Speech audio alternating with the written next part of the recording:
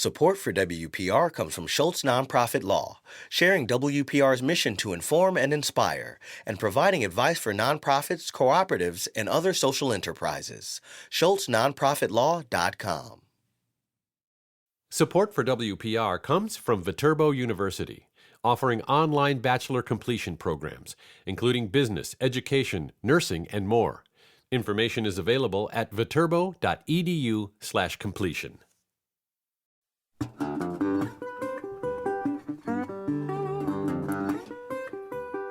Thanks so much for joining us here on WPR News. Larry Mueller here. Today, for the next hour, we're going to be talking about what healthy sleep looks like and how you can get it. And with us today, Dr. Rick Blackburn. Dr. Blackburn is a behavioral health sleep medicine director at Nystrom and Associates Counseling in New Brighton, Minnesota. Dr. Blackburn is a licensed psychologist, board certified in behavioral sleep medicine. How does the quality of sleep you get at night affect your daily life? Maybe the strategies you use to wind down at night. Dr. Rick Blackburn, welcome. Thank you for taking time to be with us today. Well, thank you for the invite. It's a pleasure to be here. Let's start simply. Why do people need sleep?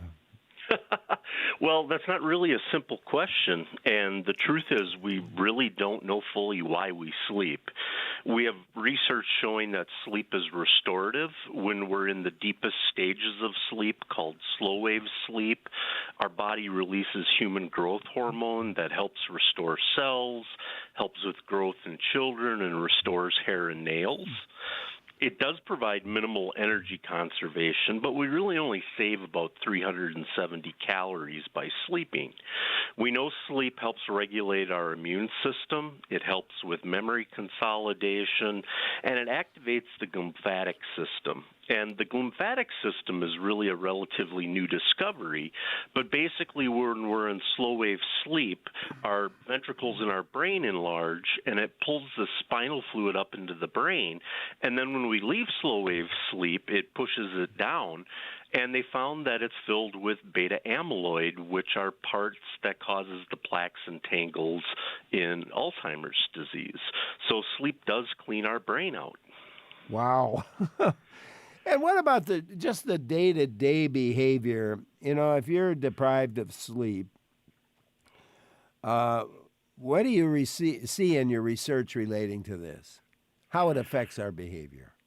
Yeah, well, it really affects our performance and our vigilance or ability to pay attention to things.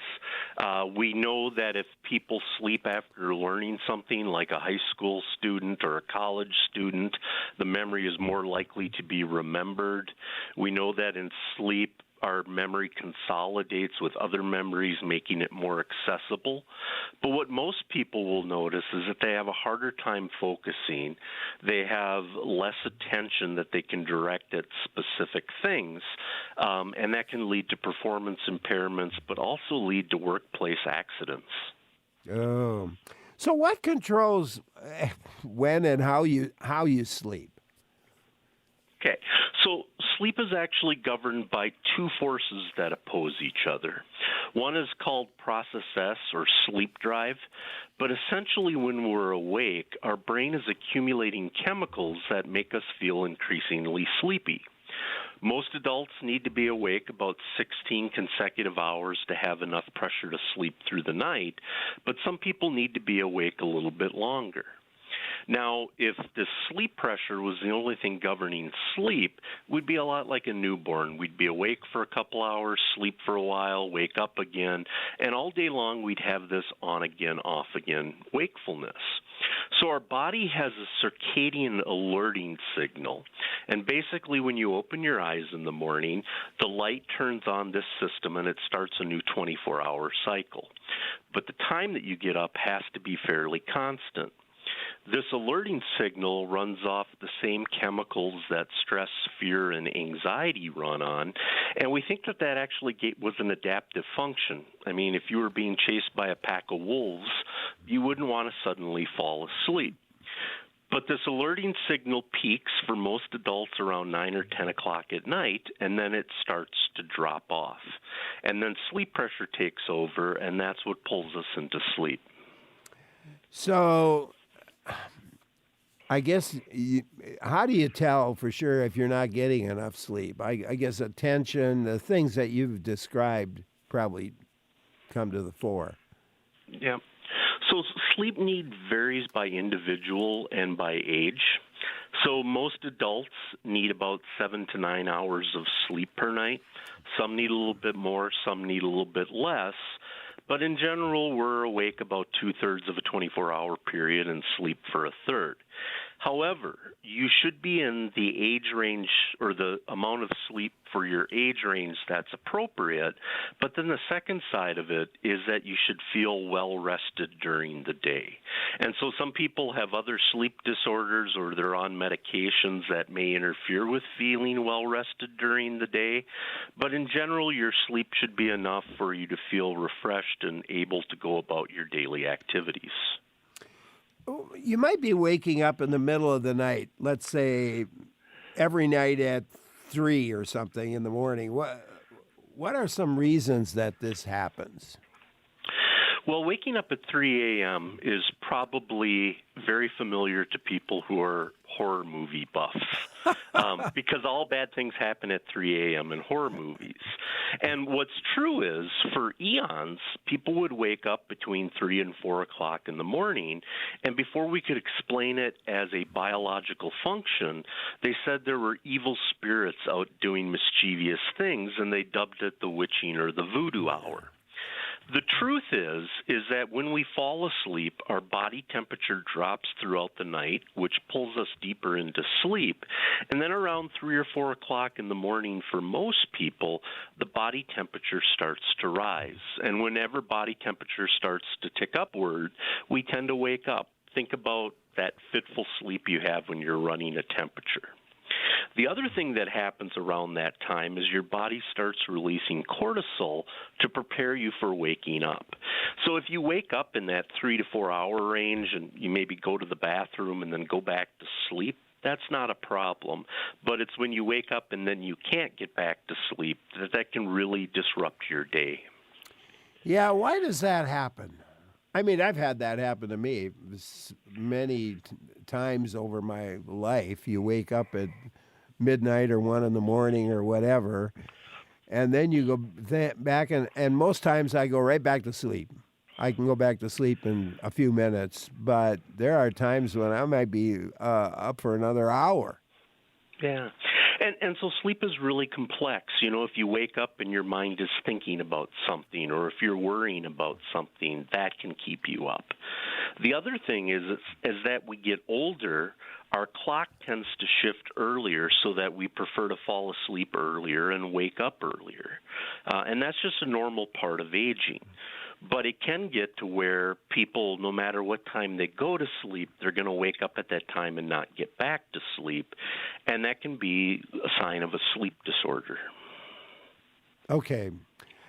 And speaking of that, Martin in Ripon emailed us. Martin would like to point out the importance of having an overnight sleep test, and that may relate to what you were just sort of getting at there. Martin had one in 2018, which disclosed that Martin did not have sleep apnea, but that Martin's heart rate was slowing down dramatically during sleep.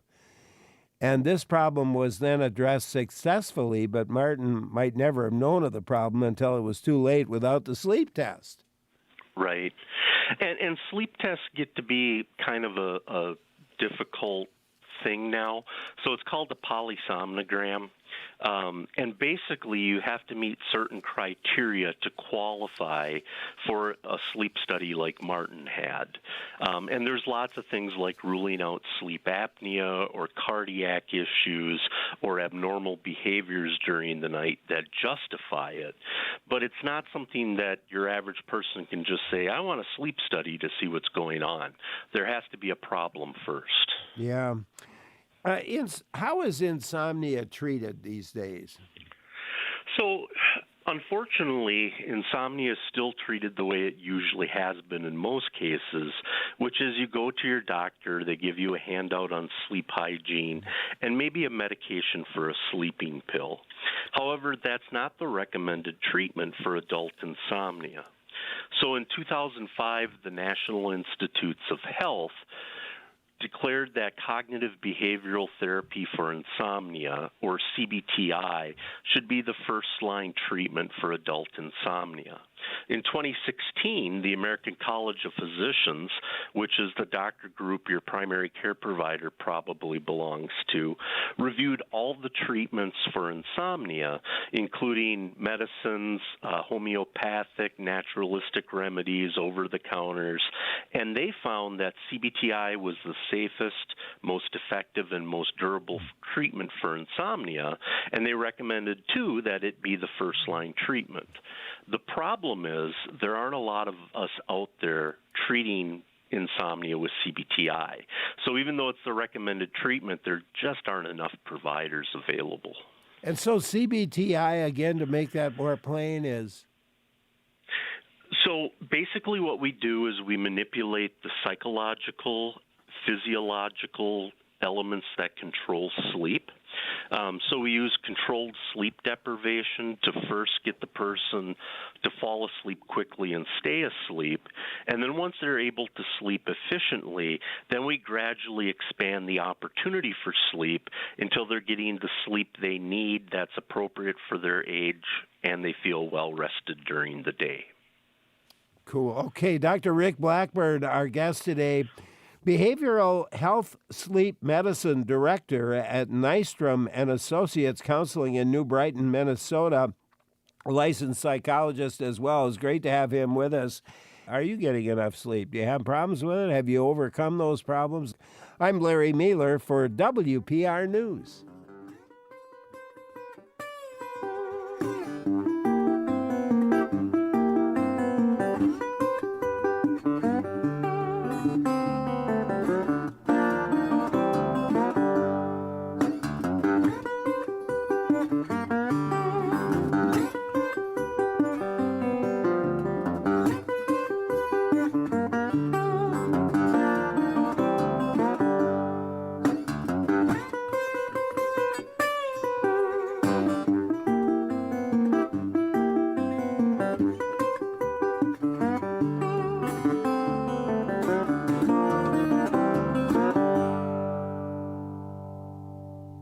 Talking about sleep now, the importance of getting a good night's sleep, and what if you're not, how can you get it? With our guest, Dr. Rick Blackburn. Lots of experience in this area he has.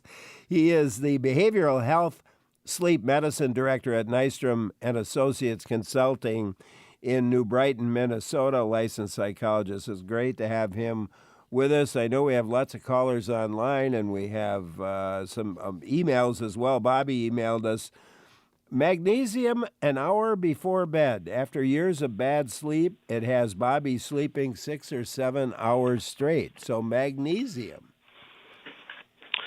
Yeah, magnesium can be beneficial for sleep. It has a somewhat soothing, relaxing quality. It helps certain vitamins and minerals get into your system. When combined with a little calcium, it can help the calcium absorb. It is, for most people, relatively benign. Does it have a lot of power to help sleep? Not according to research, but then you hear cases like Bobby, who says it made a world of difference, and that's just because sleep is unique in every individual. Yeah, absolutely. Felix in Reedstown, we'll give you a chance to join in. Hi, Felix. Hey, Larry. Thanks for taking my call. Are you able to hear me? Yes, you coming in loud and clear. Sounds good. Well, real quick, the elevator speech is I've got severe PTSD, and as part of that, I've got dissociative sleep eating, where I wake up in the middle of the night, and because I ignore my body's interoceptive signals during the day, I don't see myself as eating food. In a conscious state, either going into sleep or between sleep, I'm doing complicated food activities like using knives and eating cheese because it's Wisconsin. But the doctors think that the severity of the PTSD is related to at least the sleep eating, and that there's not a lot of awareness around how dissociative impacts from PTSD, at least, can relate to sleep. And yet this is not technically a sleep disorder, in my understanding, because of it being related primarily to the mental health, and I wanted to spread some awareness around that. Felix, thanks for calling. Comments on that, Dr. Blackburn? Yeah, so Felix, it is a sleep disorder. It's called sleep-relating eating disorder. And people with PTSD do have more of it, and it can happen in a dissociative state. Sometimes medications that we're taking to help with sleep or to help with our PTSD can also cause us to do things that we don't remember. They can use low-dose clonazepam to help you not act out your or eat while you're sleeping. But there's also environmental controls like putting a lock on the refrigerator. The part with dangerous utensils is concerning because people can and have hurt themselves. And so, again, it might be environmental controls like putting child locks on the knife cupboard, just so that there's one more thing that intervenes between you and potentially hurting yourself. But if it does get severe, you can go see a sleep physician, and there are some treatments out there that can help. All right. Felix, thank you for calling. Barbara in Fort Atkinson, your turn. Hi. Thanks for taking my call. My question is, how long should it take a person to go to sleep after they're in the bed, and what is a definition of insomnia? Okay. So for most people, it usually takes between 10 and 30 minutes to fall asleep. When we do sleep therapy, we're aiming for around 20 minutes, but definitionally, it's not insomnia if you're falling asleep in less than 30 minutes. How quickly you fall asleep can be signs of other problems, though. So if you're falling asleep the minute your head hits the pillow, that's either a sign of severe sleep deprivation, or you might have a disorder like obstructive sleep apnea, where your body is so tired it just shuts down. And the reason that's concerning is because that can happen during the day, during quiet moments, like when you're at a stoplight driving, or you're sitting in a boring meeting at work. But normally, a normal time to fall asleep is between 10 and 30 minutes. The definition of insomnia is that you either have difficulties falling asleep, staying asleep, or you wake up too early and can't get back to sleep, or some combination of them, and it causes daytime impairment and distress. And it's not due to another sleep disorder or a medication or something like that. It needs to occur at least 3 days a week for more than 3 months. All right. There you go, Barbara. Thank you very much for calling. Dustin in central Wisconsin, it's your turn. Hi, Dustin. Hello. Thank you for taking my call. Sure. Excuse me. Yeah, what's on your mind? So I got clean from opiates in January 16th, 2016. Since then, I have been, I guess, up and down on good sleep.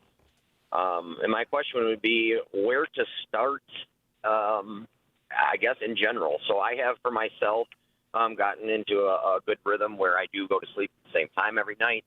I tend to wake up at the same time every morning. But the issues that I'm having are exactly what you were just speaking of, as where about 1, 2 o'clock I tend to wake up, just use the restroom, and I cannot fall back asleep. And again, I don't know if that goes hand in hand with the drug addiction that was, for 15 plus years, and typically it would just knock myself out. So it took a long time to get used to sleeping, without the drugs.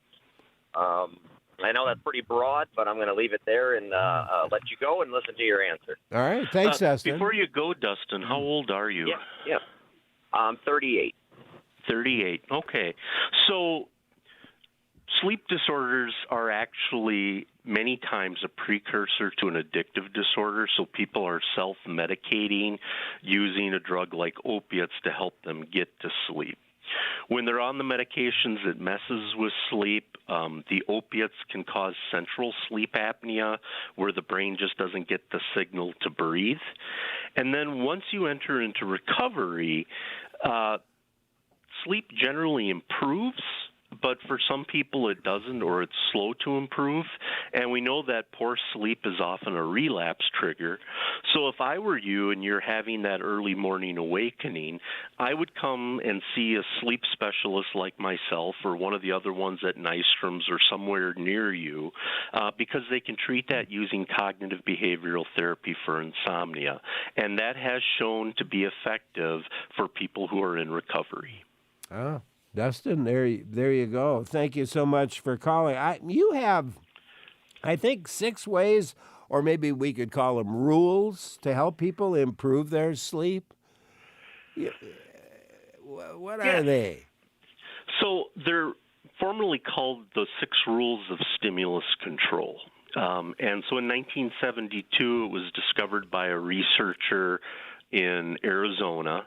And there's 6 rules that help cement our circadian clocks and control our sleep pressure. And for most people, if they follow these 6 rules, within a couple months, they'll start sleeping better.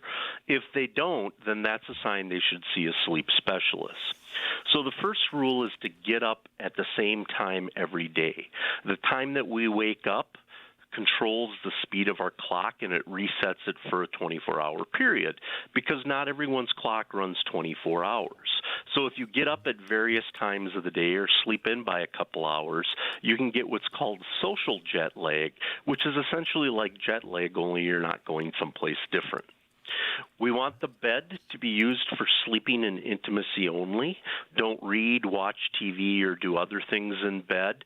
What that's doing is it's training your mind to be awake and alert while you're in bed. When you get into bed, the bed should be a signal that it's time for sleep and not some other activities. The third rule is that anytime you're awake for 20 minutes or longer, get up and do something enjoyable but not too stimulating. Don't lie awake in bed. When you lie awake in bed, your brain gets bored. The part of the brain that stays online most of the night is the part that scans our environment for threats. So our thoughts often become more active, and they tend to be more anxiety-driven. And we know that if people get up, they might be up longer that night, but they're less likely to do that in future nights, provided they follow the other rules of this. Second rule, or fourth rule, is don't worry, plan, or ruminate in bed. If your mind is active, get up and go do something distracting until you feel sleepy.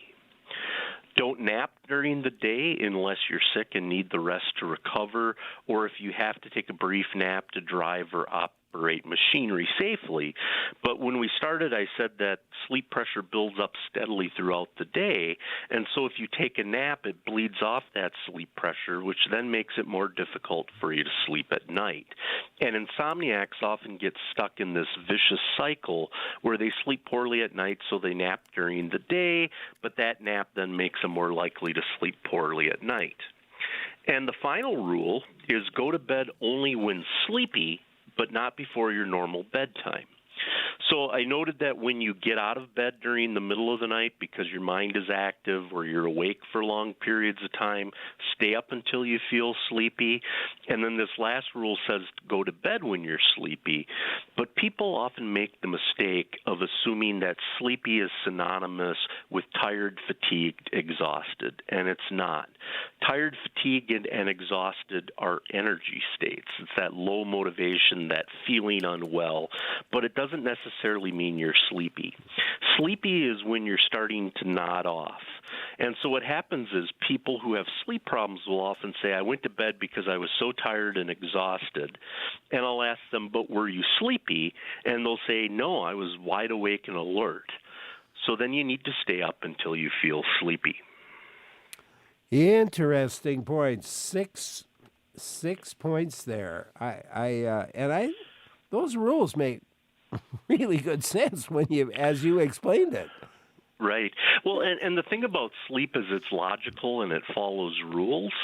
The truth is we don't teach people the logic of sleep or the rules of sleep, and some of those rules are counterintuitive. So if you have insomnia, you should spend less time in bed, but intuitively think we should spend more time in bed so we have more opportunity to catch sleep. So the rules do work, and they do follow the rules of sleeping. They just might not make sense to us in the moment. Yeah. Nancy in Green Bay has something for us. Let's go there. Nancy, hi. Hi. I wanted to talk about women's health and menopause because hot flashes are a terrible interrupter of sleep, and they can lead to brain fog. And I've noticed that women tend to think that we just have to accept that, and we're all just going to walk around, with a little bit of brain fog. And I experienced that myself, and I talked to my doctor and got on hormone replacement therapy, and the hot flashes went away, and there went my sleep interruption. And I have no more problems with that middle of the night insomnia. That's wonderful to hear, Nancy. And the truth is, women struggle with sleep at different points throughout their lifespan. In general, women are 2 times more likely than men to have insomnia, but it also changes with their menstrual cycle. So even within a month, their sleep can fluctuate. They go through radical changes when they're pregnant, and when they get to that peri or postmenopausal state, their sleep tends to get even worse. One of the other things that happen is men are 4 times more likely than women to have sleep apnea until menopause, and then it's a 1-to-1 ratio. So there are things you can do environmentally. You can wear moisture-wicking clothes, cool the room, but exactly what you said is a good route to explore. So hormone replacement therapy does work, and for most women it can help. There are some risks involved in hormone replacement therapy, especially with certain types of cancer, but that is a discussion you should have with your doctor, and if it's appropriate, it's worth giving it a try, because for you it sounds like it was the miracle you were looking for. Yeah, absolutely. Nancy, thank you so much for sharing that with us. Allie in Eau Claire, your turn. Hi, Allie. Hi. So I was calling because I'm wondering, when you have a newborn or a baby, how can we make sure that we are getting good sleep hygiene or getting enough sleep? Yeah, and that's a challenge because newborns are polyphasic, which means they don't really have a rhythm to their sleep yet, so they're awake and asleep at different times, and it often conflicts with ours. We know that poor sleep post-delivery increases the risk of postpartum depression and other mental health disorders, and so it's really difficult, and I think this is one of those cases where if you have a partner, you should really have a talk with the partner about how to manage this. So when my wife and I had newborns, we would take turns at night. I would get up and change the diaper. When the baby was breastfeeding, I'd bring it to her, and then I'd put it back in the crib. And once the baby got to a bottle and wasn't breastfeeding, then we did alternate nights so that at least every other night the person was getting good sleep. It is a challenging period, and unfortunately in our society, the bulk of newborn care still falls on the women, and that's where if you have a partner or a friend or someone who can give you a break, it can make a world of difference. Yeah, absolutely. Thank you so much for calling. Appreciate it. DJ in Madison, hi. Hey, how you doing? Good. Appreciate the call. For the program. I wanted to talk about cat naps, since it has not been mentioned, and I know it has a lot to do with if you get too much, it interferes with your sleep, especially if you're a night owl like me. You get a little bit too much, and you're tugging on your eyelids at 2:30 in the morning. Right. Oh, go ahead, Larry. No, go ahead, Dr. Blackburn. So naps have always been confusing to people because the rule is if you have problems sleeping at night, you should not nap because that bleeds off the sleep pressure and makes the next night more difficult. If you sleep okay at night, but you're still tired during the day because you don't have the opportunity to get enough sleep, naps can be very beneficial. And in fact, cultures across the world have incorporated this into their practices. Mediterranean and Mexican cultures have the siesta. British take short naps called kips, and they caffeinate at tea time. The Japanese actually have nap pods built into their work headquarters. So what you call a cat nap, we call a power nap, and basically it's 20 to 30 minutes that you sleep to bleed off sleep pressure so you can function well during the day and still not disrupt your sleep at night. Ideally, that power nap would take place at least 10 hours before your bedtime so that sleep pressure can build up again. But again, if you're operating heavy machinery, driving, or doing something that requires a lot of sustained attention, a cat nap can be very beneficial. Yeah. DJ, thank you very much for calling. Bill in Cornucopia, your turn. Hi, Bill. Hi, good afternoon. Great program. I find sleep fascinating. It's a fascinating component. And I remember doing a speech in college days where I presented the fact that we sleep 1/3 of our lives. And at that time, I was, 21 years old, and thought, my gosh, I slept 7 years of my life already. And to wrap my head around that just was a fascinating thing to me and really made me look at sleep in a different way. A couple suggestions I have. I love your sleep rules, and I love the concept of sleep pressure because I've never thought of it that way. A couple things that have worked for me, and I slept pretty good most of my adult life except for before hip surgery and getting hips replaced. I was in a lot of pain, and I had a lot of more compassion for people who have issues sleeping because, holy cow, to wake up in the morning after a night of pain and not sleeping well was not pleasant. Well, a few things I found that have been very, very helpful. No eating or drinking alcohol late into the night. And when I say no eating, I don't mean like a couple cookies at 8 o'clock. I'm talking about a heavy meal. And not drinking wine to 10 o'clock at night. Very, very important to me. Probably one of the most important is adequate exercise, especially being outdoors during the day as much as possible. To me, that gives the most sleep pressure, really makes that pressure go very high for me personally. Another thing is really avoiding, again, going to your stimulus, the stimulation control that you mentioned, absolutely or minimal screen time, anything electronic in the last couple hours before bed. And then finally, what I found to be extremely helpful is in that wind down period where you're maybe shutting your computer down and setting the thermostats and brushing your teeth is just very mindful, slow, deep, quiet breathing. And I find most nights I'm asleep between 5 and 15 minutes after I hit the bed if I've incorporated those things, as well as some of the other things you mentioned in your 6 rules of sleep too. But yeah, those are all excellent suggestions, Bill. The one thing that's starting to be rethought about is the impact of screens on our sleep. So initially we thought light in itself was bad, and then we found that blue and green spectrum of lights were more harmful than other forms of light. And some of the research coming out now says that that might not be as big of a deal as we thought it was. The big thing is that people are often on their phones a lot, and they sacrifice sleep so that they can stay on their screens. But the rest of those things about cutting down on alcohol, not eating a heavy meal before you go to bed, and even reducing caffeine during the day are all excellent suggestions. It sounds, Bill, like you're on the right track and you found some good skills. Yeah, it sure does. Bill, thank you very much for calling. Some really good skills there. Karen in Madison, your turn. Hi, Karen. Hi, how are you? I just wondered, I have REM sleep disorder. It was a long time ago, and I'm still taking Klonopin for it.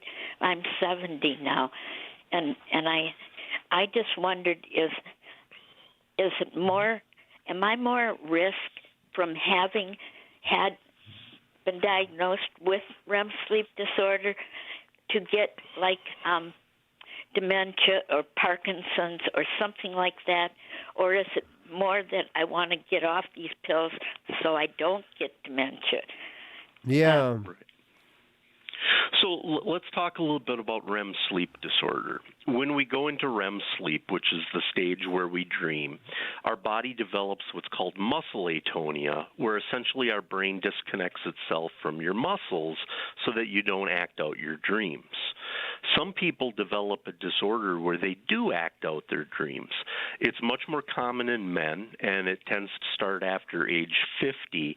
And the questions, Karen, we're asking are exactly the concerns that we have, because within 10 to 12 years of developing REM behavior disorder, 90% of people go on to develop a neurodegenerative disorder like Parkinson's or Lewy body dementia.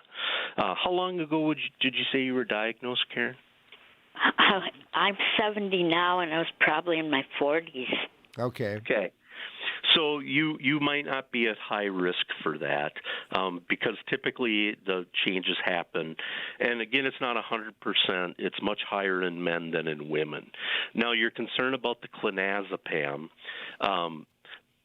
We used to believe that medications in that class would cause an increased risk of dementia. And what's starting to be rethought now is that people with dementia are more likely to be on clonazepam. So we've been looking at it as this medication causes dementia, and now we're looking at they're correlated, but it's not causal. The big risk with medications like clonazepam are that it affects balance and it increases the risks of falls, which for someone in their 70s increases the risk for hip fractures and other injuries. Karen? You can also, one other thing, Karen, is you can talk to your doctor because there is some evidence out there that high doses of melatonin are as effective as clonazepam. And so that would be something to discuss with a sleep specialist. What I would tell you is make sure you don't go cold turkey off clonazepam.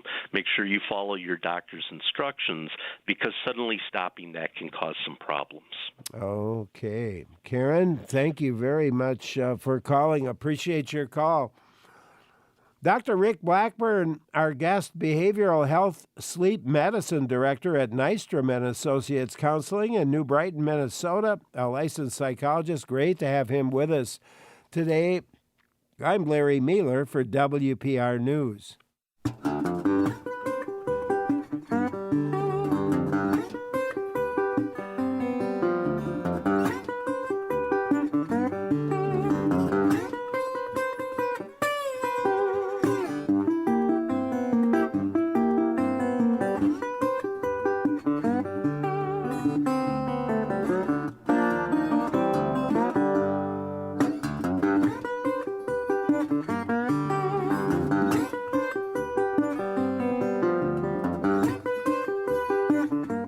Talking sleep today with our guest, Dr. Rick Blackburn of Nystrom and Associates Counseling in New Brighton, Minnesota, a licensed psychologist and the director of behavioral health sleep medicine. Great to have him with us today. I want to go back to sleep for a minute because our producer, Clara, had heard that having certain dreams indicate you're subconsciously stressed out. For example, if you're maybe dreaming about losing your teeth, you're stressed. Any truth to that? As a sleep medicine director, do you study your patients' dreams? No. So back in the 1950s when they discovered REM sleep, it pretty much threw out most of the psychoanalytic approach to dream interpretation. What we do know is that our dreams tend to be filled with content that have to do with our predominant emotion during the day. So like if you're going back to school and you have that back to school dream of not knowing where your classes are and it's final days and maybe you're not wearing clothing, it's a sign of anxiety. So in REM sleep, our body takes memories and it basically lessens the strength of the emotional tone to that memory. So it's like overnight therapy. Your mother was right. If something's upsetting you, sleep on it. You'll probably feel better in the morning. So yes, if you're having anxiety-provoking dreams, it's probably because you're feeling more anxious, but not necessarily so. Angela in Appleton will give you a chance to join in. Hi, Angela. Oh, hi. Thanks for taking my call. What I'm calling about is to just talk about my personal experience with how my cats can disrupt my sleep during the night, and that what I learned I had to do was to close the bedroom door and put boxes and other things in front of it to prevent them from knocking on the door and waking me up, but mainly just to prevent them from sleeping with me. Many years ago, when I was feeling horrible and I had a lot of pain and stuff, and I was diagnosed with fibromyalgia, which I didn't want to believe I had, and at that point I ended up not allowing my cats to sleep with me, and all my symptoms went away and I was feeling better again. I was sleeping through the night. So now I realize I have to start doing the same with my new cats, and just wanted to pass that along for other people who might have problems with animals disrupting their sleep. Yeah. Angela, Yeah. Go ahead, Rick. And it's not just animals. I mean, it can also be bed partners. So a few years ago, they published a statistic that 43% of partners don't sleep in the same bed because one sleep disrupts the other sleep. And they called it a sleep divorce, and it's perfectly normal, and it doesn't affect the stability or the strength of the relationship. But I think what Angela is suggesting is that there are things within your environment that can disrupt your sleep. For her, it was cats. And if it's something that's happening regularly, you need to work to find a solution for that. Makes very good sense. A listener called, couldn't stay with us, and we've kind of addressed this a little bit, but what are your comments about reading in bed? And I'll go along with that listener. I have, in the course of a year, I'll read at least 50 books for this radio show.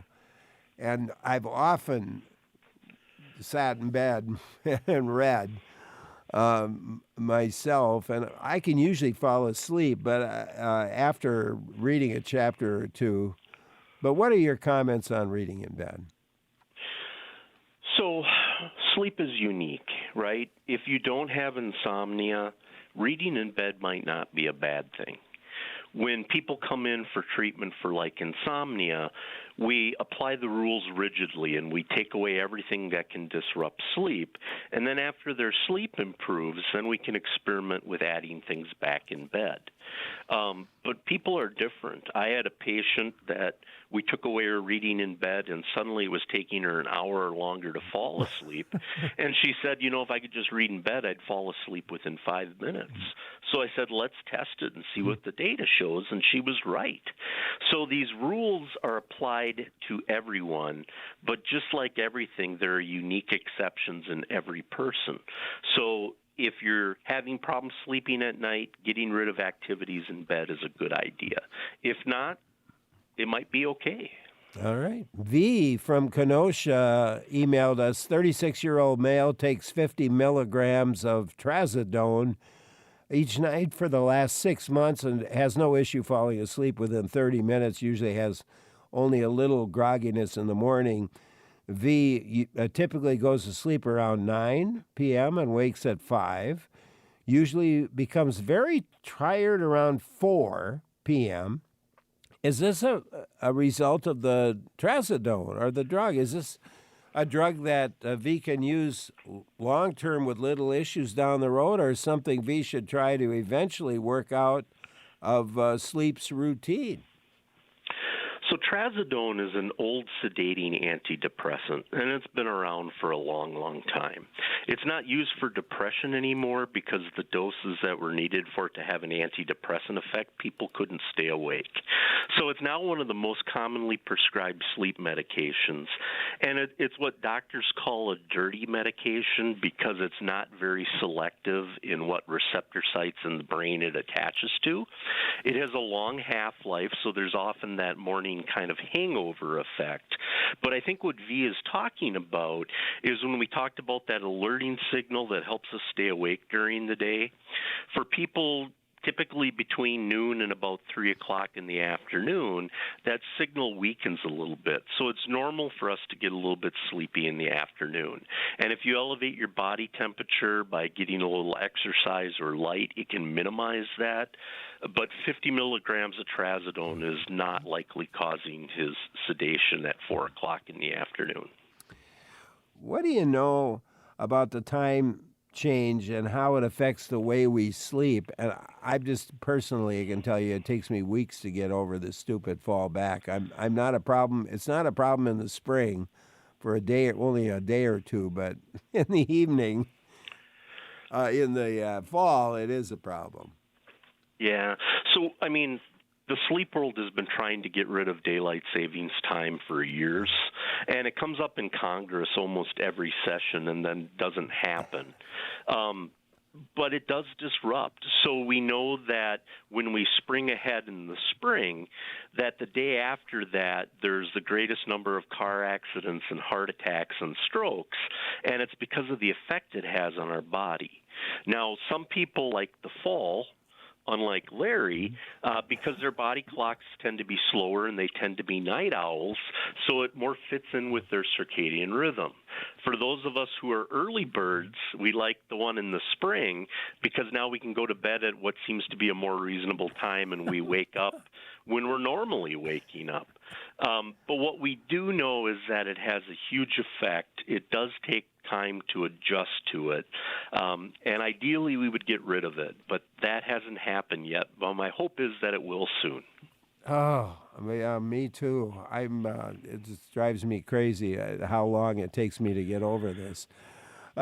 Judge called, couldn't stay with us, wondering if there's any news or research about the Inspire sleep system. It's a surgical implant. It treats obstructive sleep apnea by stimulating the throat muscles to keep the airway open while sleeping. Mayo Clinic, I think, has done some work on it. Yep. So Inspire is actually a Minnesota company. And it is basically they insert a pacemaker-like device in your right upper chest. There's a wire that goes down to your diaphragm or your breathing muscle, and then another wire goes up and attaches to the hypoglossal muscle, which is the one that controls your tongue. When the sensor on your diaphragm senses that you're struggling to breathe, it applies an electrical current that makes your tongue go forward a little bit so it opens up your airway. It's sort of akin to doing the jaw thrust in CPR. It is very effective. You do have to jump through some hoops. Most insurances require that you fail on CPAP or BiPAP before.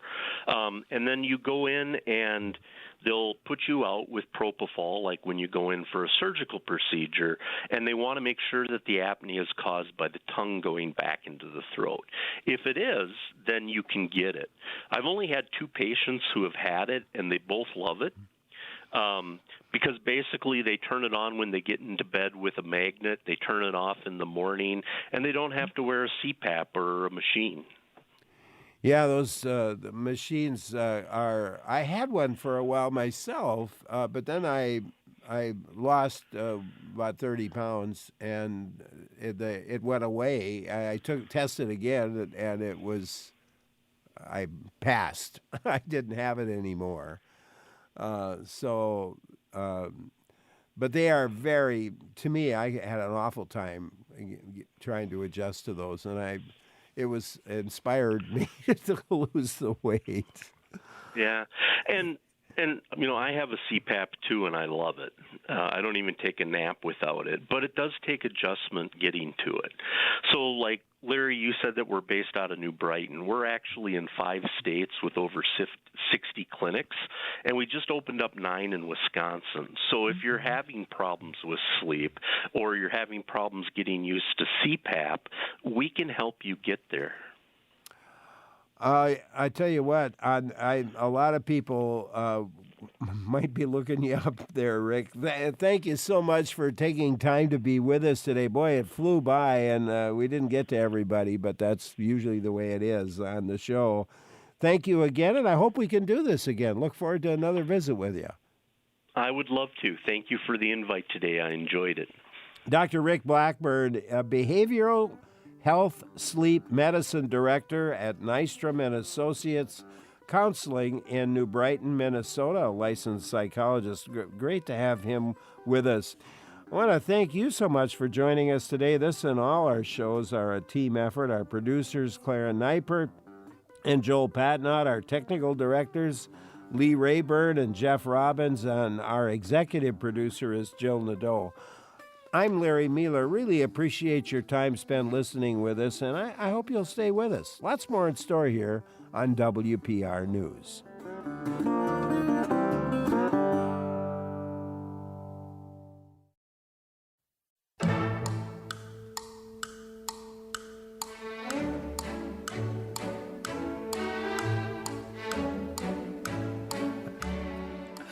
I'll tell you what, my guest and I were both bobbing our heads to that tune, the syncopated clock.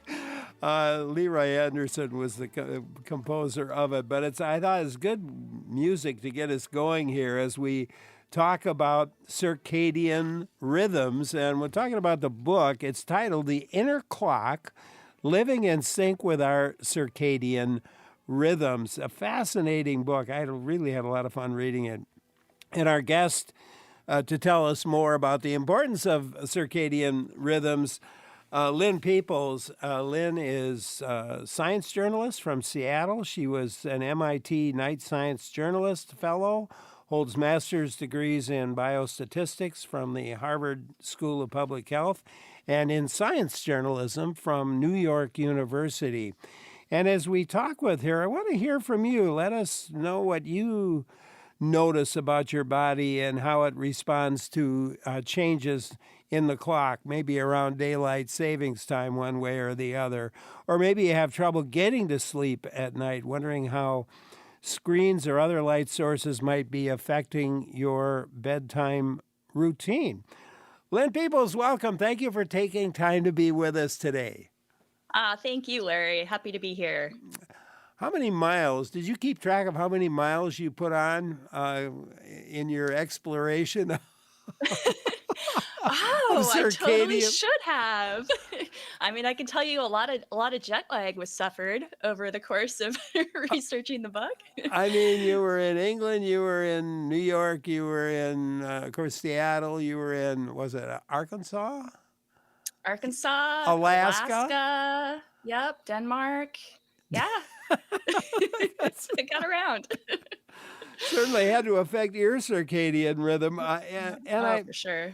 But a lot of people usually think about it in terms of sleep. But what other daily functions do our circadian rhythms control? Yeah, the real question is, what don't they control? It was really eye-opening to me as I dove into this subject that circadian rhythms really drive most every function of our body. Because the truth is, just about every cell of our body has a clock, right? And so all our organs, everything from our metabolism to our defenses against invading pathogens to obviously our sleep cycles, everything is dictated by the clock. And so we've got these clocks. They're all trying to coordinate with each other to anticipate the right time of day to do things. And they're also trying to coordinate with the sun, because these clocks don't tick at exactly 24 hours a day. That's where the circa and circadian comes from. It's about a day that these clocks tick on. And so, but to time things right for our body to live on this planet that has a 24-hour day, we need to keep everything in sync and keep in sync with the light and dark cycles that of this planet we live on. So that's where it's really driving and coordinating to make sure our body is efficient and doing those right things at the right times of day. And you know what was really interesting to me as well is that all animals, insects, plants, all operate that way, right?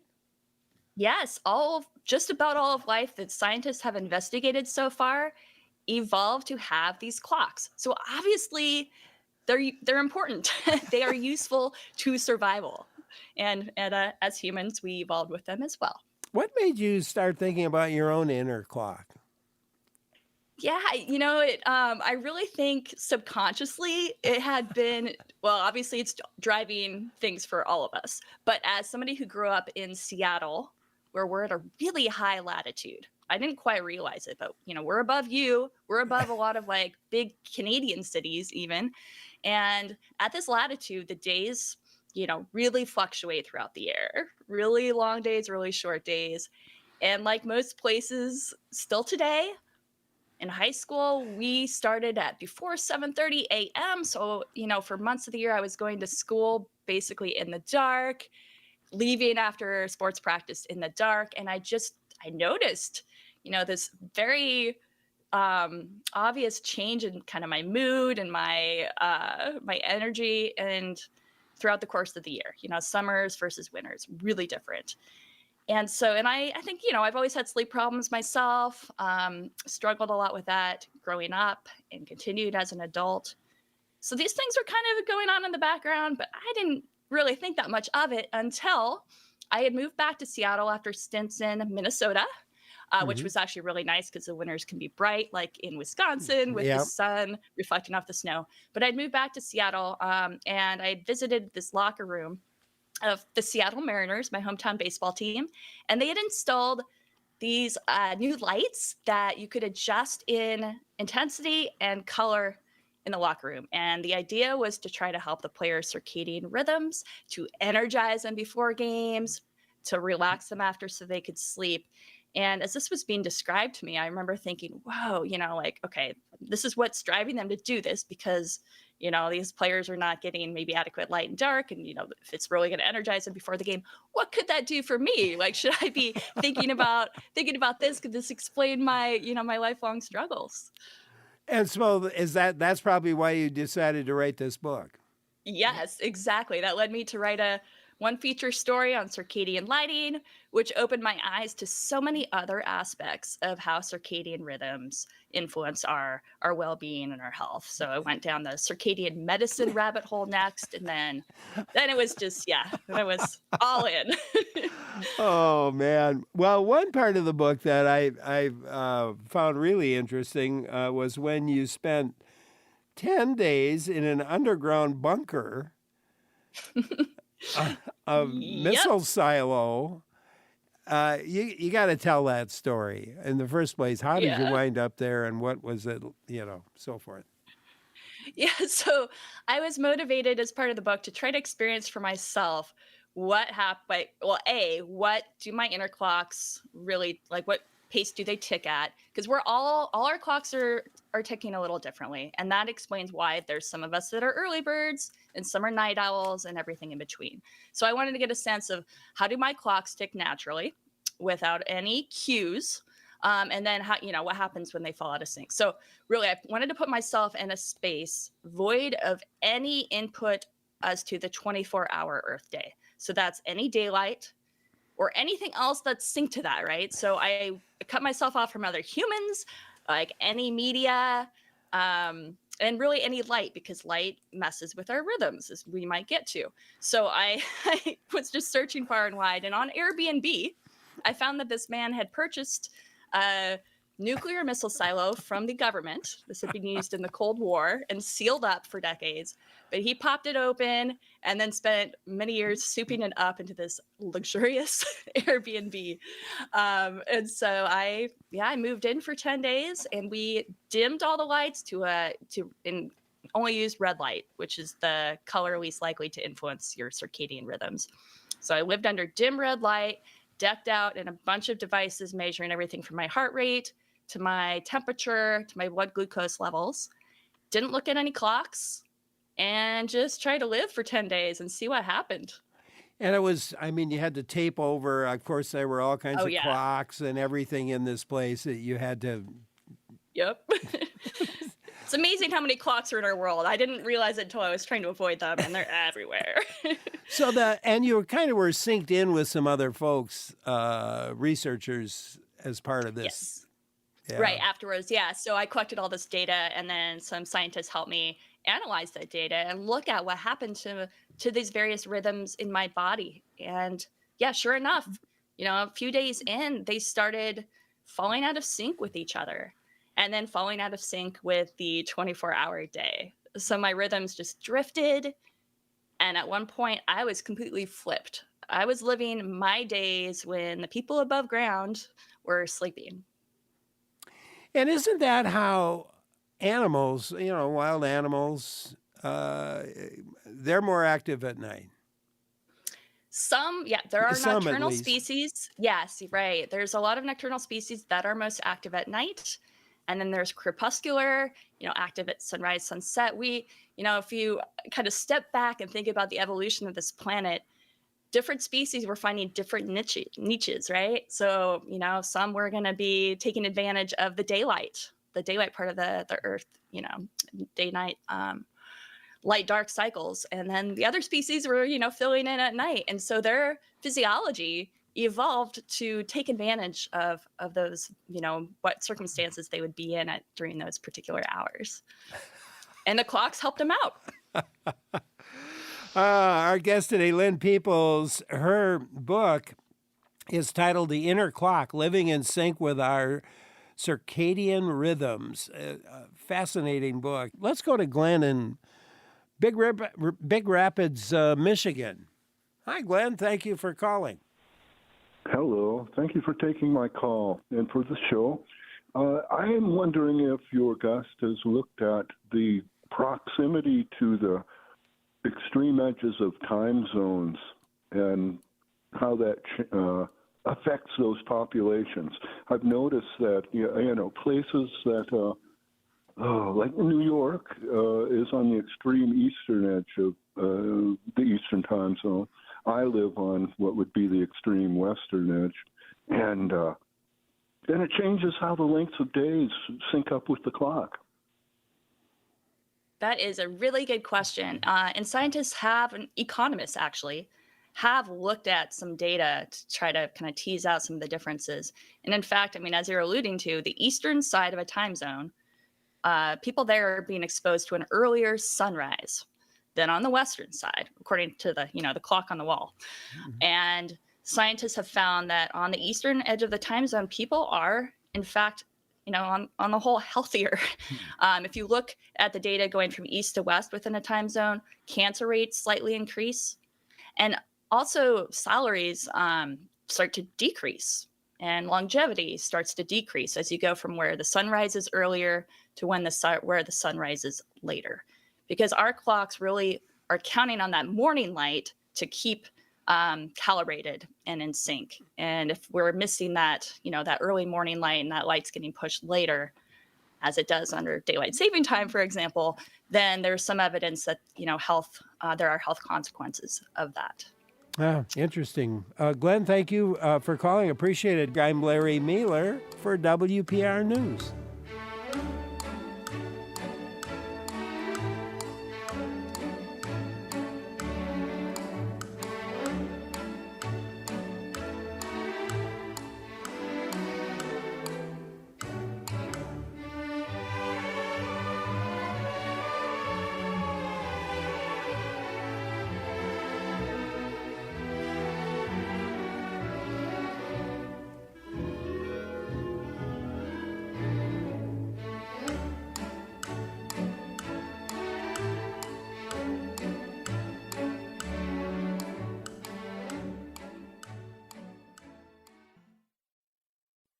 Thanks for joining in today. Larry Mealer here with my guest, Lynne Peeples. She is the author of the book, The Inner Clock, Living in Sync with Our Circadian Rhythms.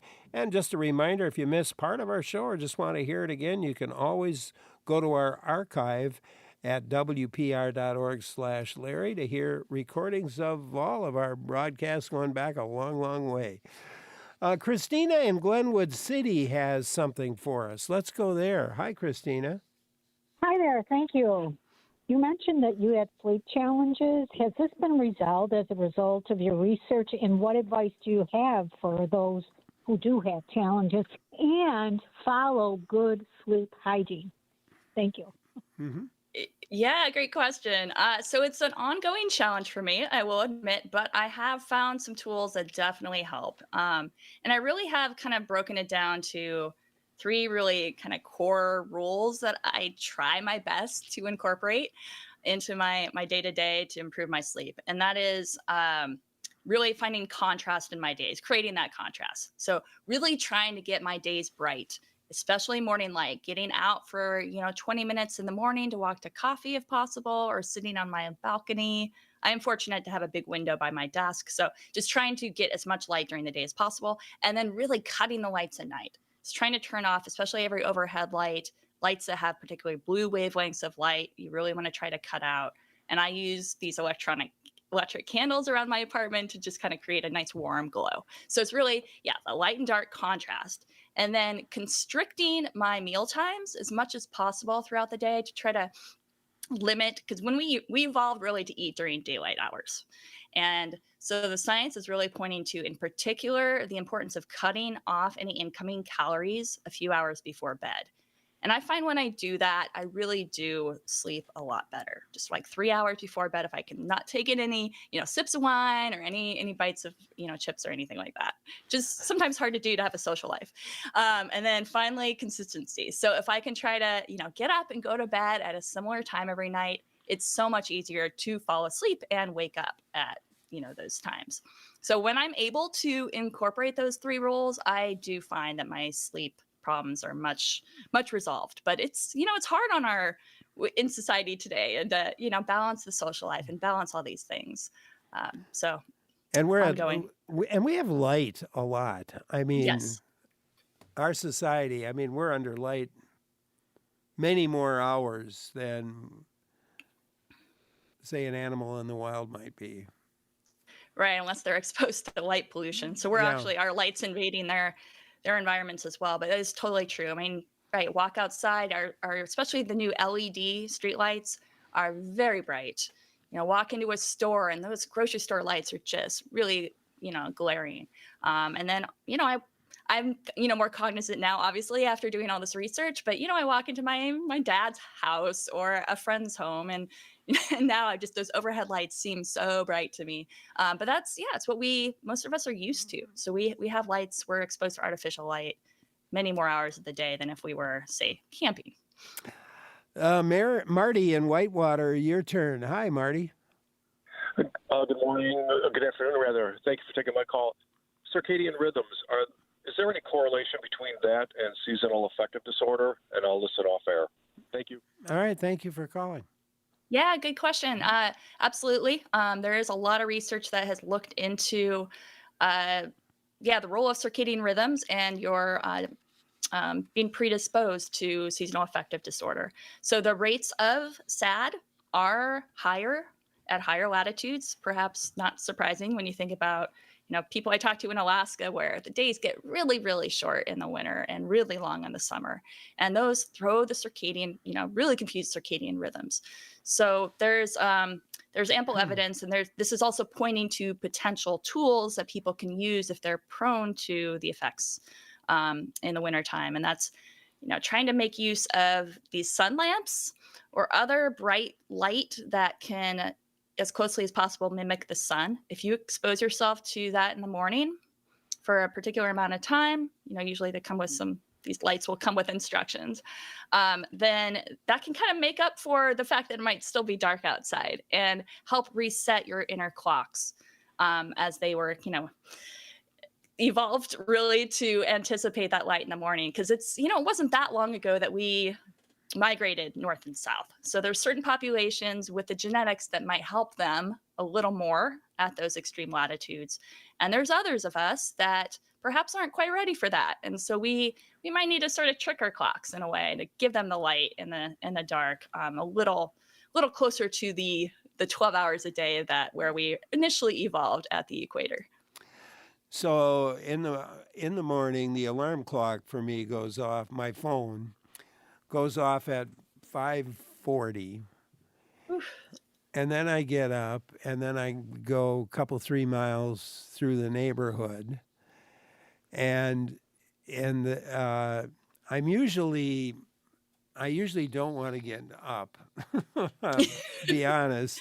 But then once I get up, I'm fine. And it's more fun in the summer, although this morning when I was out, we had a full moon and Mars was just to kind of lower right of the moon. And I was running along the lake and there were lights across the lake that were pretty attractive.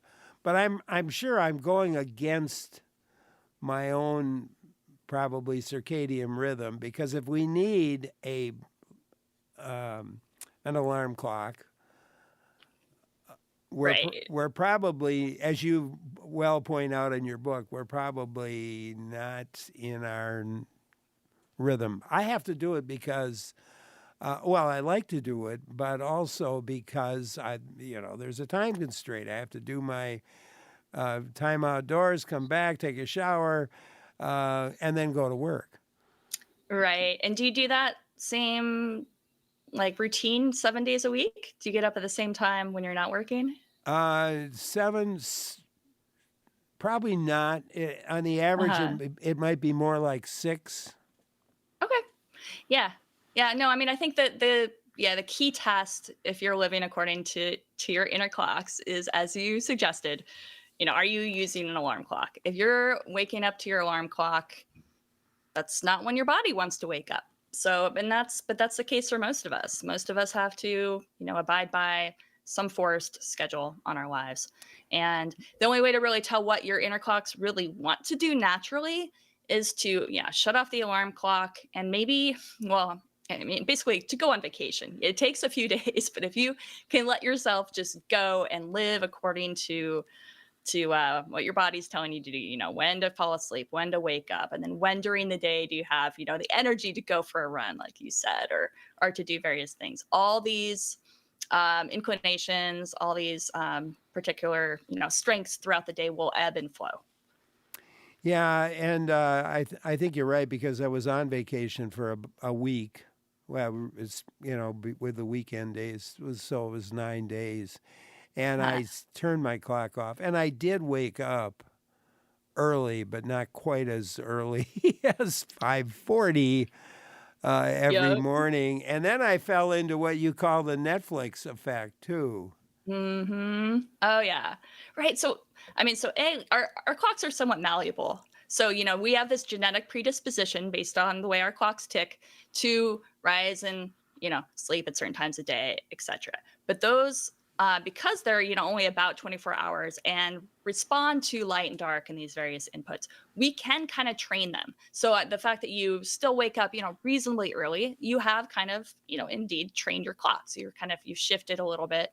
And then, this Netflix effect can happen. So because of the power of these inputs, if you say stay up late, expose yourself to artificial light, watch a Netflix show, stimulating the brain into a later hour, then, wake up a little later, miss the morning light, it can essentially snowball. So then the next night, maybe you're up even later and, under artificial light. And this can just, stack up and really put you out of sync. Yeah, it can indeed. Craig had emailed back to Alaska for a minute, wondering if you went during extreme darkness or extreme sunlight, and you were there for extreme sunlight. Yeah, I was Talk there about under that the... experience. It sounded great in a lot of ways. It certainly was a nicer experience than being in the bunker without any light. I did basically a long weekend camping under the midnight sun. So the sun would set where I was in Denali National Park at this particular time, but it never got dark. So it's, barely dipped below the horizon and popped kind of right back up. And I was there with a bunch of folks that lived in Anchorage and the surrounding area. So this was their reality, they lived there and went through the seasons. And they were telling me about how they basically felt kind of this manic depressive or bipolar moods throughout the year. And in the summer, like during our trip, it was, it's more that manic. It's just like you got to soak up every minute of sun while you got it. And and you're energized. And I felt that my sleep was horrible. It's really hard to sleep in a tent when doesn't get dark. But that sun has this energizing effect. So light does more to us than just affect our rhythms. It has, as we probably know intuitively, it's directly energizing, and has these other impacts that actually scientists are still exploring, which is fascinating. But that kind of compensated a little bit for my lack of sleep. So it was a lot of fun. It's definitely, I came back and just needed to sleep for a long time. But yeah, very different than being underground for 10 days for sure. One little aside that you had in the book relating to that was the sun, the change from light to dark and dark to light is very fast in Alaska. Yes. Right. Those transition weeks, right, where in the spring, where the days are lengthening, and in the fall, when the days are shortening. I spoke with a sleep doctor in Fairbanks on my way to Denali. And he was talking about those were the periods of time where he actually saw the most patients with sleep troubles and other, depression and various disorders that could be related to circadian rhythms. And indeed, I mean, we didn't evolve at these high latitudes. And so that quick change is really confusing our clocks, because our clocks, so they don't just serve as a daily clock, but they also serve as calendars. So as those days shrink, as we have, varying inputs of light throughout the day, as those timings shift, that's telling our body that, spring is approaching or summer is approaching. And you could think how important this would be for a lot of species for when they're mating, when they might be migrating. So evolutionarily, these clocks serve a lot of purposes. And one is that calendar, and humans, there's some effects here still, and it's very confusing when that's happening really, really rapidly. Yeah. And then, And you noted that violence, or even domestic violence, jumps in Alaska during those couple of times when the changes occur. Yes, that is what the sleep doctor had found. Yep. Mert emailed, what impact does not having a window in your office have on your circadian rhythm? And you do spend a fair amount of time in a chapter or two on offices and working. Somebody else, Todd, had emailed and wondering, what about workers on rotating schedules is another one we can take up. But what impact does not having a window in your office first have on your circadian rhythm? Yeah, not having a window just makes it really tough for the body to know that it's daytime. I mean, that, goes back to the importance of having that contrast, that really light day and that dark night. So again, I'm fortunate I have a window here. A lot of people are not. And you can think about the inequities that come up here too, because there's probably certain segments of the population that are most likely do not have access to that window corner office, right? They might be working in a basement or a back of the house space or a warehouse. And so without that access to that bright blue rich light that the sun gives, the body is struggling to know that it's daytime and doing, anticipating the activities that it needs to do during the daytime. Now, as we understand the importance of this, scientists are developing better artificial lights that are closer mimics of the sun that could be installed in some of these offices that can help. And as long as we're on Windows for a minute, you had a really interesting chapter, I thought, on England. You tell a little history of England, and there was a tax on Windows. Yes. Right. Yeah. Some centuries ago, they did use a tax on Windows as a proxy for income tax, because you could think about, a larger home, a richer family would have more windows, right? But people tried to get around this by bricking up their windows.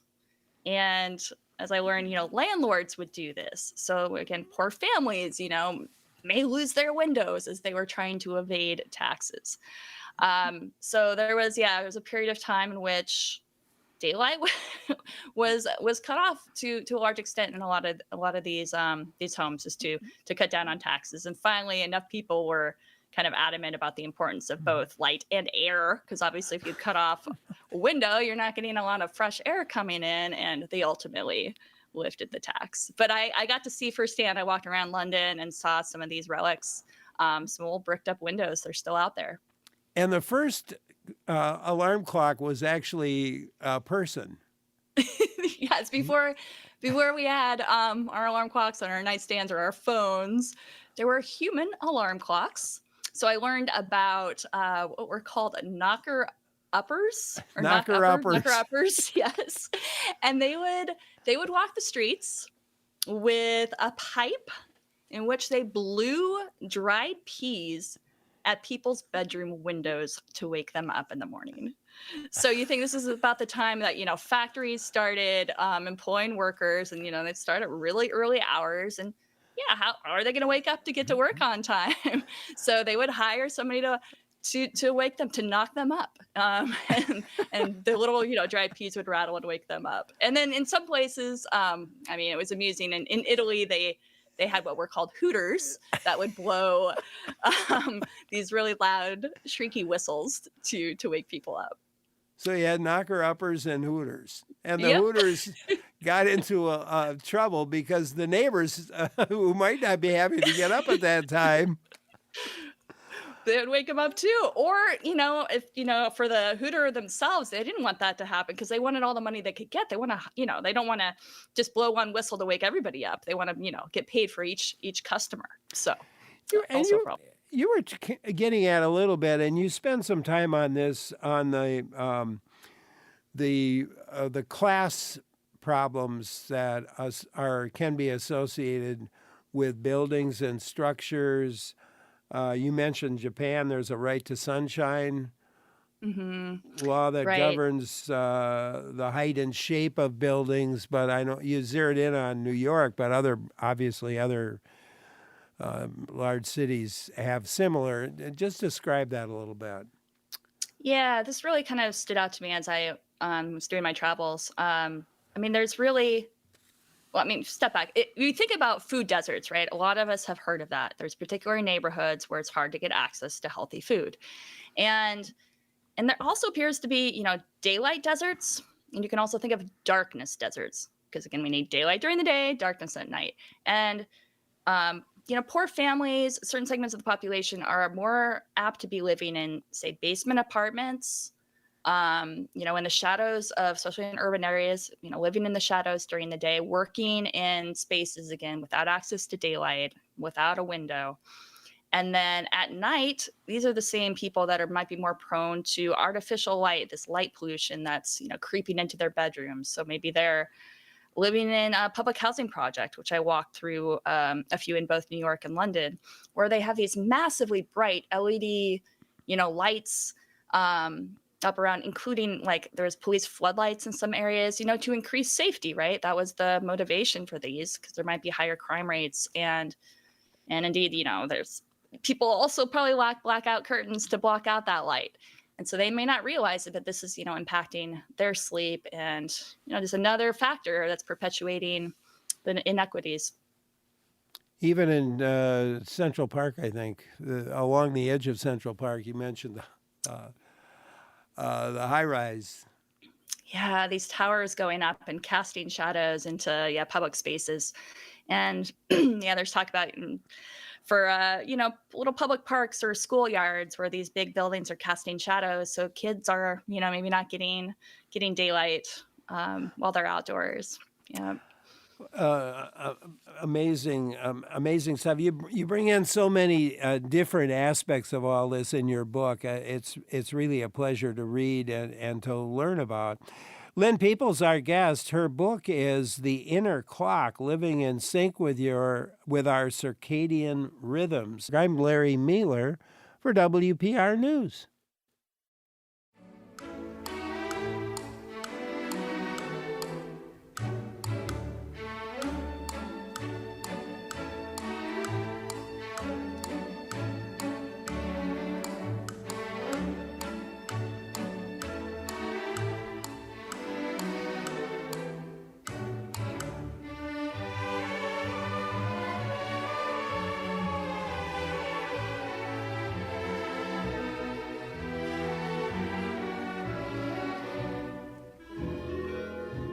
Talking with Lynne Peeples about her book, the main title, The Inner Clock. It's great to have her with us. Questions as we talk about circadian rhythms. What about yours?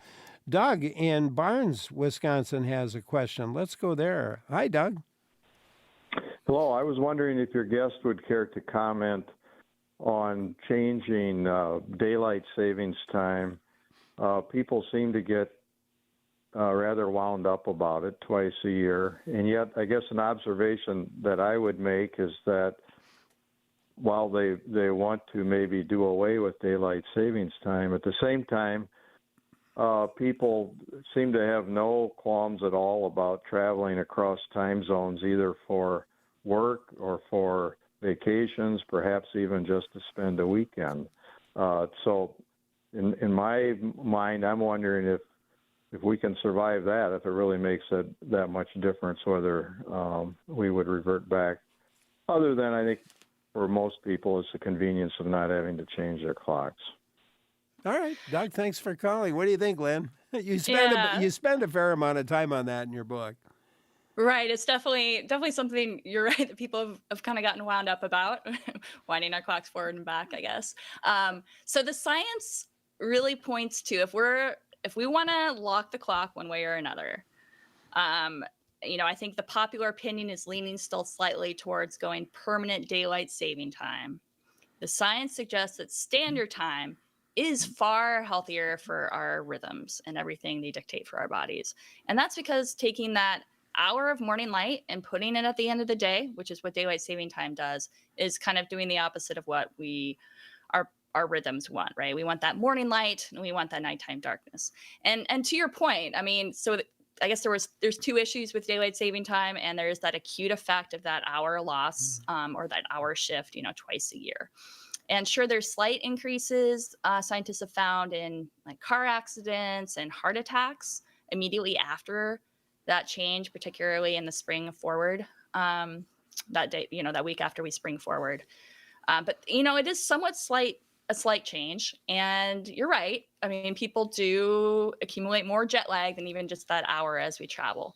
But really the big issue at stake here, I think, is that long-term thinking about that hour shift. And now our bodies are kind of, an hour out of alignment from the day-night cycle on our planet. So that's where scientists are really kind of keyed in on. And that's why they're like really cautioning against trying to go on permanent daylight saving time.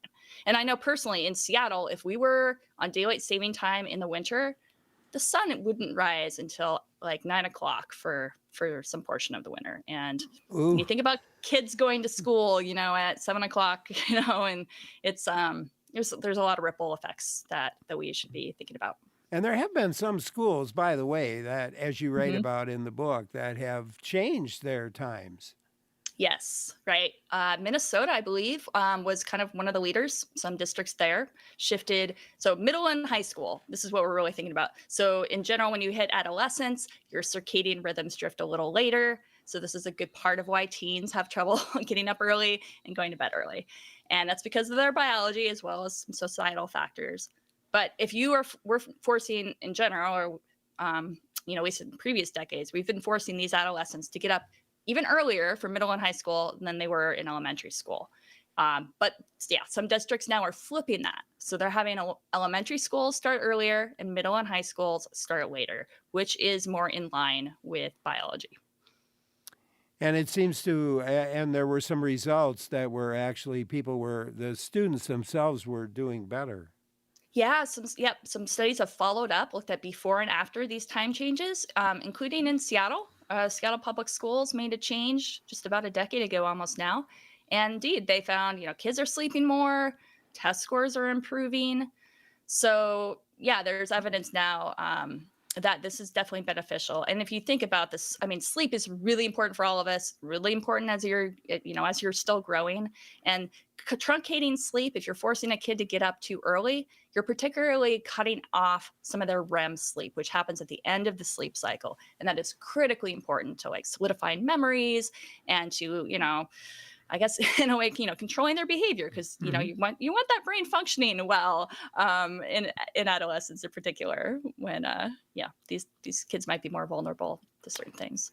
Doug, thank you for your question. Todd emailed, and this goes back to something I started to ask you about earlier, and then we didn't follow up on. How can workers on rotating schedules adapt their circadian rhythms to minimize fatigue and improve overall health?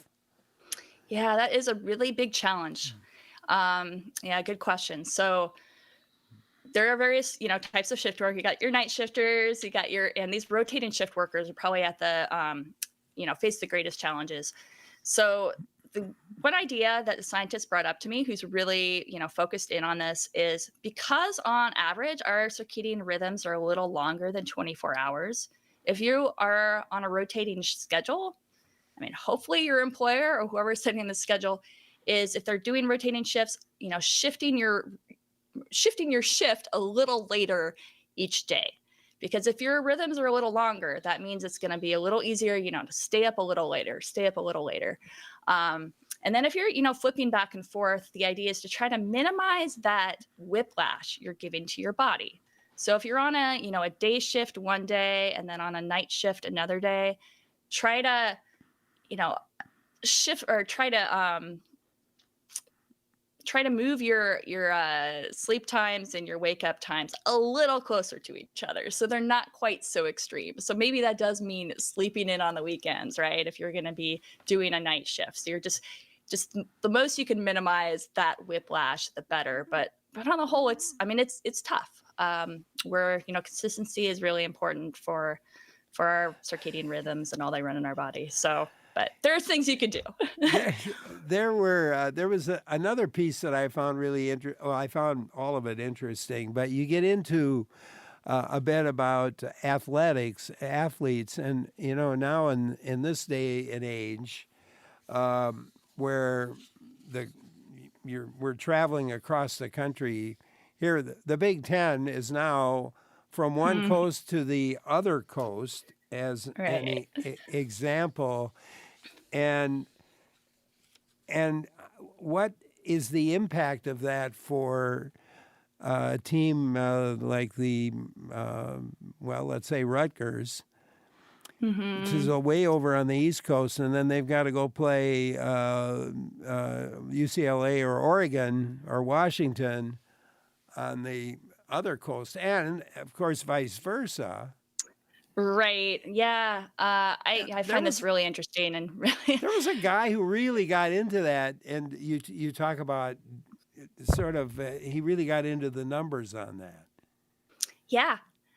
Right. So, I grew up, obviously I've mentioned the Mariners. I grew up a Seattle sports fan, and I was talking to this guy in Portland who also is a fan of Seattle sports as well as Portland sports. And he dove into data that was looking at the NBA during COVID, when they went into a bubble in Disney World to play for the playoffs. So that essentially removed all these excess factors of time zones and jet lag, right?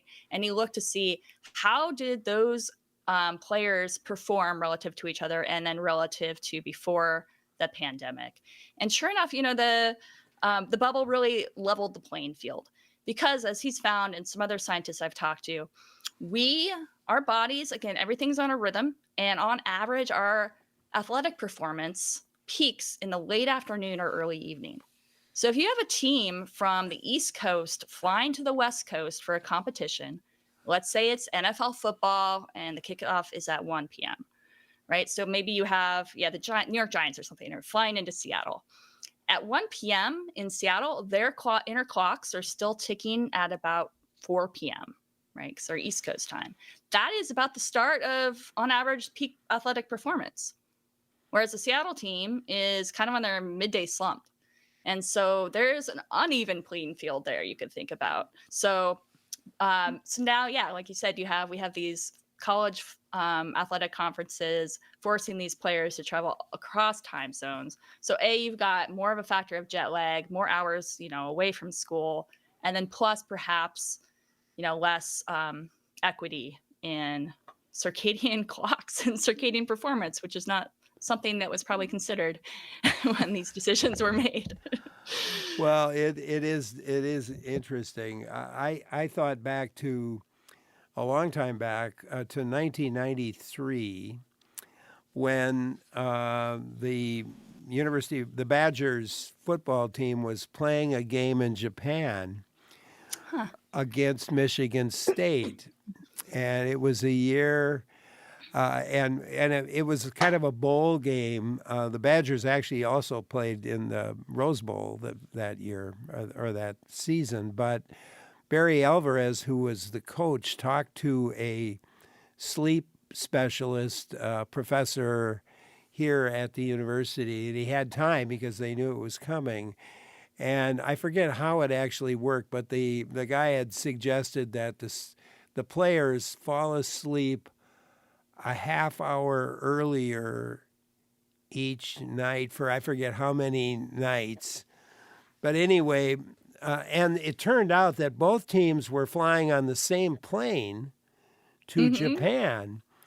And Barry Alvarez said he walked through the plane at one point, and all the Michigan State players were asleep, and all the Badger players were awake. And he said he knew right then that the Badgers were gonna win the game. And they won. I'm guessing. And they won. Woo! All right. Yes. Oh, he was ahead of his time. And yes, there are now chrono coaches out there helping teams to do various things just like that. Yeah, just ahead of travel, which we can all take advantage of if we're like facing, potential jet lag on vacation. And then using light, strategically timed bright blue light, and then blue light blocking glasses at other times to help kind of more rapidly change your rhythms to line up with your destination time zone. So a lot of tools. Yeah. Didn't you give a lamp to a friend who was going on a submarine or something? Right. It was a Coast Guard icebreaker that was headed to the Arctic. Yeah. So basically the same thing, because that, at some point as they're headed north, well, there was no more light. The sun set and it didn't come back up. So I was hoping that sun lamp would kind of help him again trick his clocks into creating a day. And anecdotally, N of one, but he found indeed that it helped. It helped his sleep. It helped his mood. It's helped his productivity. And I mean, the science does support this notion. I thought it was funny too, because there were a couple of other lamps that had been given to other crew members as jokes, but it turned out they wound up using them anyway. Is there? You do talk about a link between circadian rhythms and Alzheimer's. Yes. Among other chronic diseases, scientists are honing in on links, and it's looking, as far as dementia, Alzheimer's, cognitive decline, it's looking like it probably a two-way street, where the damaged part of the brain in Alzheimer's is actually, touching or basically part of what is helping to drive circadian rhythms. So A, and then B, there's evidence to suggest that as our circadian rhythms weaken as we age, that could be, and if you have more disruption, that could be driving a more rapid pace at which you have, the beta amyloid plaques, building up in the brain. So there's a lot more research underway right now to really sort that out. We don't totally understand, but it looks like this two-way street, which is also pointing to maybe some new potential preventative strategies or ways to minimize some of the effects of Alzheimer's. Yeah. So here we are getting out of time. What do you hope people take away with them after reading your book, The Inner Clock? I mean, it was really entertaining to begin with, but what do you hope people take away? Yeah, I mean, I hope it's kind of an eye-opener to these kind of subtle effects that are happening inside of you, but having these profound effects on how your day-to-days are going, and then your long-term health and productivity. So I think there's, things individuals can do, again, that contrast, that constricting meal times, and that consistency, kind of the 3 C's. So as individuals, we can do that to help our rhythms. And then broadly, thinking about as a society, what are some relatively low-hanging fruit that we can ideas that we can implement to help everyone. And, thinking about the equity concerns, thinking about daylight saving time, school start times, how we draw time zones, like all these things could potentially affect, population-wide health. Well, it's a great book, and Lynne, thank you so much for writing it. Let me know the next book you write, and we'll get you back whatever it is. Thanks so much. I really appreciate it, Larry. Thank you. Lynne Peeples, her book is The Inner Clock, Living in Sync with Our Circadian Rhythms. Really fascinating. We didn't get into, we just touched the surface with her book, and so you'll learn a lot more if you read it. Stay with us. I'm Larry Mealer.